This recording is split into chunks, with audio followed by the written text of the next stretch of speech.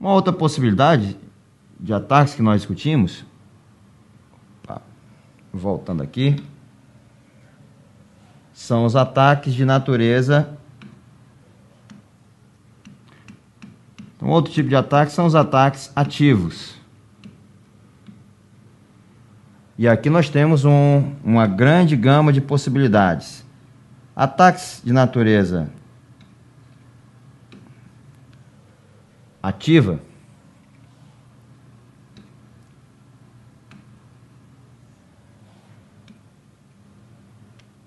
nós vamos colocar aqui 4 possibilidades e nós já discutimos inclusive todas elas sob nomes diferentes, sob nomes distintos. O que nós vamos fazer agora é apenas encontrar uma denominação alternativa para eles. Então a gente pode chamar ataques que nós chamamos de fabricação também de ataques de disfarce. Ataques de disfarce. São ataques que violam a autenticação da mensagem. Nós também temos ataques que nós chamamos de ataques de repetição, ou repetição que envolve, evidentemente, a repetição de uma mensagem que foi transmitida por alguém. Ou ataques de modificação da própria mensagem, né? Ataques que representariam uma alteração do texto da mensagem. E ainda nós temos ataques que nós chamamos de ataques de negação de serviço, que nada mais são do que ataques também de interrupção. Negação de serviço, que é uma expressão bem comum, ataques de denial of service, que no final das contas são ataques de interrupção. Agora, nós podemos dizer que esses ataques, eles violam serviços de segurança específicos. Que serviços de segurança específicos nós poderíamos elencar, então, para esses caras?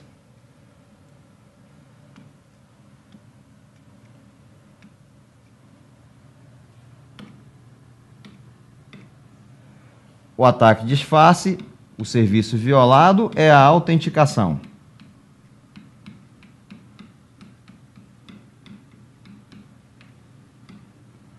Já os ataques de repetição de uma mensagem ou de alteração do seu conteúdo são ataques que violam a integridade da mensagem.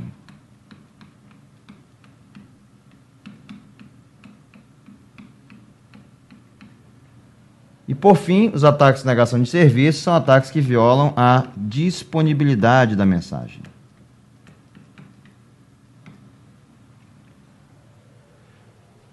Com esse quadro resumo, com esse mapa mental, nós podemos deduzir que os ataques passivos são ataques cujo objetivo tem a finalidade de que alguém consiga ter acesso indevido a uma informação. São ataques cujo objetivo é obter informação. Enquanto que os ataques ativos, a gente pode, inclusive, fazer um briefing disso, né? Enquanto que os ataques passivos têm por objetivo obter uma informação, e aí a leitura ou análise de tráfego violariam apenas a confidencialidade da mensagem, sem modificar a mensagem, sem alterar a sua autoria ou sem indisponibilizá-la. Já os ataques ativos, alguém está tomando providências para criar, modificar ou indisponibilizar um fluxo de informações. E aí nós teríamos ataques de disfarce, onde a autenticação seria violada, porque eu estou criando uma mensagem dizendo que é em nome de uma outra pessoa, que não sou eu. Ataque de repetição, onde eu reproduzo uma mensagem, eu repito uma mensagem, duplico uma mensagem, ou reordeno, ou gero cópias de uma mensagem para que alteram a integridade do fluxo de informações. Já o ataque de modificação em si, onde há uma alteração, uma inserção, uma remoção de partes de um texto, partes de uma mensagem. E o ataque de negação de serviço, que atenta contra a disponibilidade por ele inviabilizar que um conteúdo chegue a um determinado destinatário ou que seja exposto a um determinado destinatário. Esse é, então, o quadro resumo. Eu costumo usar uma historinha, uma brincadeira, que serve para exemplificar todos esses ataques que nós discutimos, inclusive as suas naturezas. Eu costumo dizer o seguinte: hoje em dia, celular, esses smartphones que nós utilizamos, muita gente encara aquilo apenas como um instrumento de trabalho, encara aquilo como um mecanismo de comunicação. Eu, particularmente, digo que aquilo ali é um instrumento de Satanás. E, para explicar isso, eu digo o seguinte: o sujeito chega em casa um belo dia e deixa o seu smartphone dando sopa em cima da mesa. A mulher dele passa, vê o smartphone ali, né? Aquilo parece um imã chamando, atraindo a atenção dela, né? Parece que ele diz assim, me olhe, né? E o sujeito pega e tá lá, tranquilo, lá no escritório, lá no quarto, assistindo TV, jogando no computador, enfim, fazendo alguma coisa. E um belo dia a mulher vai passar e vai olhar aquele smartphone. Isso é um ataque passivo, um ataque que começa com uma leitura. Ela vê uma mensagem de uma fulana de tal, dizendo para o sujeito, hoje foi tão bom, diz, que história é essa? Esse cara está me traindo, está me sacaneando. O próximo passo que ela vai fazer, depois da leitura, é uma análise de tráfego. Ela vai ver que horas foi isso, né? Quando foi essa mensagem? Ela pega e vê, hoje, 14 horas, o cara está me sacaneando mesmo, né? Aí o próximo passo dela, que era um ataque eminentemente somente passivo, vai ser agora um ataque ativo. Ela pega e já grita o nome do cara, fulano de tal. Quando ela grita o nome fulano, o cara, a primeira coisa que ele tem que fazer, né? Esse é procedimento padrão, ele tem que disfarçar, fazer de conta que não é com ele, fica quietinho e já começa a pensar na desculpa esfarrapada que ele vai dizer. O próximo passo é o seguinte, normalmente, né? Repetir alguma coisa que já deu certo no passado. Isso é coisa que ele vai ter que fazer indubitavelmente. Repete, se der certo, beleza. Se não der certo, ele modifica, apresenta uma nova versão. Não, isso é fulana que trabalha comigo, o meu nome é muito parecido com o do namorado dela, deve ter se confundido e mandado isso para mim. O que importa é que ele tem que negar até a morte que esse negócio seja com ele, não pode assumir de jeito nenhum, né? Enfim, é uma história bobinha, mas que serve para ajudar a memorizar a sequência de ataques, né? E até a natureza deles. É importante que vocês saibam isso, porque isso vai impactar significativamente no entendimento de diversos conceitos que nós vamos ver mais adiante. Ok, pessoal. Já havíamos discutido criptografia e criptoanálise. Resta para nós agora discutir conceitos associados a como se gera texto cifrado.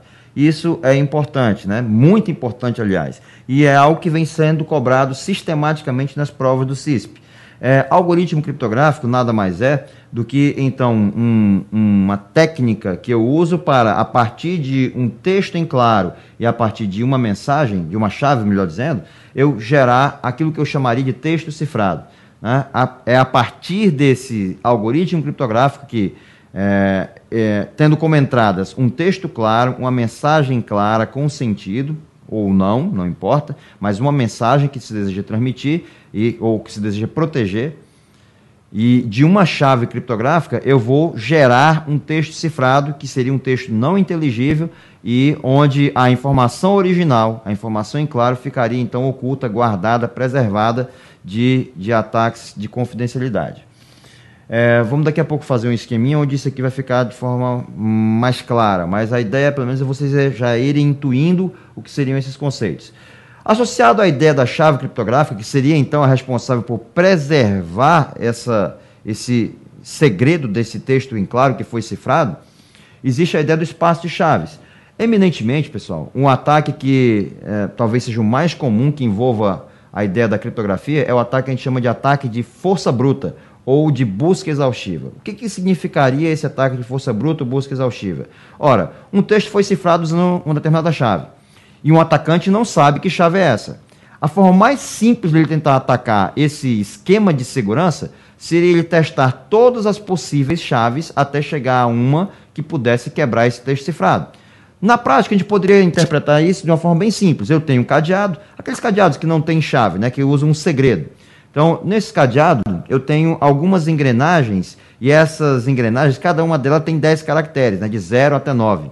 Vamos supor que seja um cadeado com 3 engrenagens. Se eu esquecer qual é a senha que eu uso para abrir ou fechar o cadeado, eu vou, pela lei de Murphy, ter que testar quantas combinações para poder abrir ou fechar esse cadeado. Ora, seriam 10 vezes 10 vezes 10, 1000 combinações possíveis. Agora, se eu acrescentasse só mais uma engrenagem a esse conjunto de 3 engrenagens do cadeado, eu teria, então, 10.000 combinações possíveis a serem testadas. Esse conjunto de combinações nada mais é do que o espaço de chaves que deve ser investigado para que se efetue uma quebra com sucesso.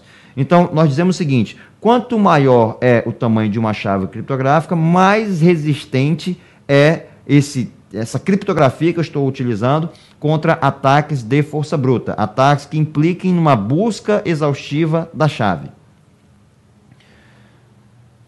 E aí, dessa ideia da ocultação da chave, surge o princípio de Kerckhoff, que também já foi cobrado em algumas circunstâncias de provas do CISP. O princípio de Kerckhoff foi um princípio enunciado em 1893, onde o sujeito diz o seguinte, ó, os algoritmos devem ser públicos. Só o que deve ser segredo, só o que deve ser guardado, preservado como segredo, é a chave criptográfica.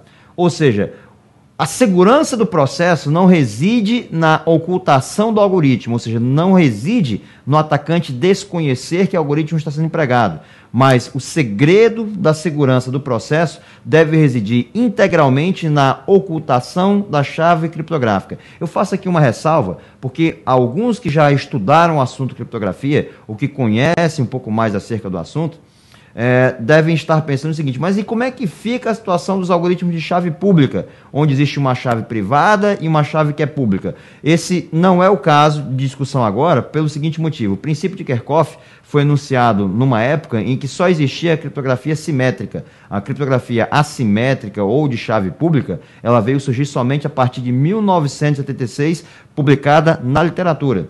Ou seja, o primeiro artigo versando acerca desse tema data de 1976. E o princípio de Kerckhoff, que é de 1893, era num contexto em que só havia criptografia simétrica. O que resta para nós discutir é o seguinte, é que se existe alguma coisa que deve ser preservada, é a chave, né? O algoritmo pode ser inclusive público, inclusive um atacante poderia conhecer qual algoritmo foi utilizado para cifrar um determinado texto. A segurança do processo como um todo deveria estar na ocultação dessa chave. Esse é o princípio de Kerckhoff.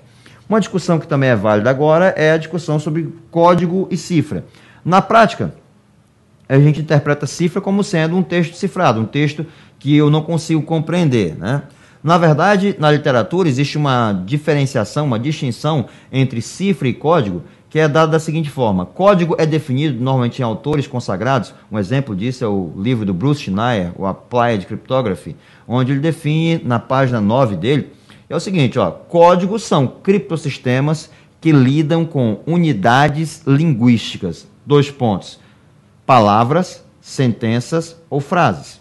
Ou seja, se eu estou fazendo substituições, não de caracteres somente, ou de bytes somente, ou bits somente, mas o que eu estou trocando são unidades linguísticas, eu troco uma palavra por uma outra, eu troco uma sentença por uma outra, ou uma frase por uma outra, isso é o que nós chamamos de código, né? Um caso bem comum onde isso foi empregado foi a Guerra do Pacífico, né? Um exemplo claro do emprego de código foi a Guerra do Pacífico na Segunda Guerra Mundial, onde os americanos conseguiram inviabilizar os ataques dos japoneses às comunicações americanas, usando índios navarro, que falavam um idioma completamente distinto do resto do mundo. Ninguém mais, além dos próprios navarros, conseguiu entender aquele dialeto.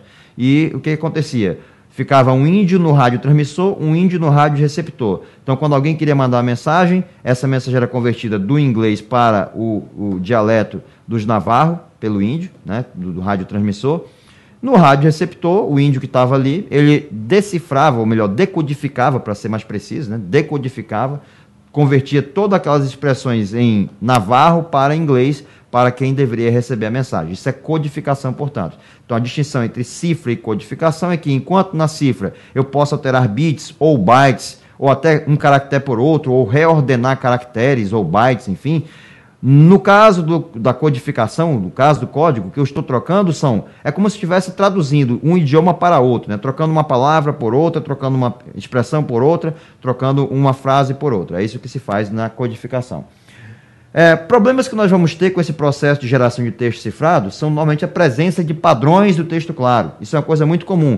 Um exemplo categórico disso é o português mesmo. No português, qual é a letra que mais ocorre, né? Qual é a letra que existe uma maior incidência dos textos em português? Todo mundo sabe que é a letra A. De 13% a 15% dos textos em português é constituído de letra A, né? Então, se, por exemplo, eu faço uma operação de cifração trivial, simples, como uma cifra conhecida como a cifra de César. Na cifra de César, o que se fazia? Eu deslocava o alfabeto de 3 posições. Então, a letra A virava a letra D, a letra B virava a letra C, a letra B virava a letra D, a letra C virava a letra I, e assim sucessivamente, assim por diante. O que acontece é o seguinte, se você pegasse um texto e percebesse que de 13% a 15% desse texto fosse letra D, você já sabia que aquele texto foi cifrado com a cifra de César. Ou seja, claramente o padrão da língua presente no texto claro, ele acaba se reproduzindo por meio dessa cifra simples no texto cifrado. Então, normalmente esse é um problema que deve ser atacado de modo a inviabilizar que alguém, por meio de uma técnica tão rudimentar como essa, de análise estatística, conseguisse gerar a decifração do texto, a criptoanálise, melhor dizendo, do texto cifrado que eu estou gerando. E aí surgiram os princípios de difusão e confusão que foram enunciados pelo Claude Shannon em 1949. Vamos entender como é que funcionam esses princípios.